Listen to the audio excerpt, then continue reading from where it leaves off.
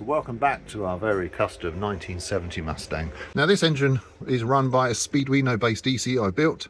So the ECU needs to know what position the engine's in. Down there, and you could just see it there, is a reluctor wheel. So that's got 36 teeth minus 1, so there's 35 teeth and a gap.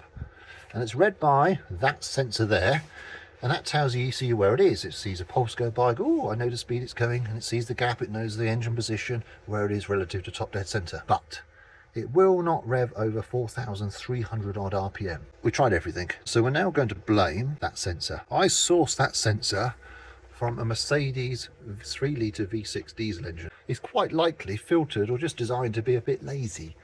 And now I'm asking it to read 3,500 pulses a second at 6,000 RPM. It's just, it can't cope. It's like there's internal filtering that's set a limit. So we just tested on the shelf. I've got some Volkswagen Hall effect sensors.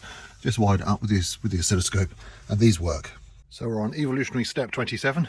So we've still got the supercharger mount. We've still got the extra tab on, but on the back now we've got this badly horrible welded on. In the end, you just, oh, it's going to function. It's a thick old plate still, a bit of a right angle there to hold it, and there's our new crank position sensor mounted. So this is a Volkswagen one. It's actually a cam sensor.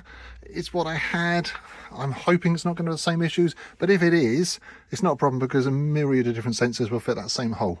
We've got the plug to wire into it. So we now probe these. So I think this one was 12 volt, and it is. Oh, my battery's low. I think blue was ground, which should give us a 0 volt. Oh, it's wrong. We've got 5 volts. So that is actually to the ECU. So red must be ground. So if I do red, it should give me 0 volt because we're ground to ground. So the bracket's back on, and it's just because the holes are slightly bigger than the bolts, it's got that slight adjustment in the bracket, which means I can dial in that sensor perfectly. So now look, that's right smack on, so it's all good. So things are looking good, engine's running, and this is the measurements it's getting from our teeth on the wheel. So the height of each one is the time it took between pulses. So as there's a missing tooth, you get a spike twice the length. So we're all good. We're coming up to temperature nicely. We're at 87 degrees. Everything's looking happy. But the main thing is, it now revs to the red line. So we fixed the issue. So that's good.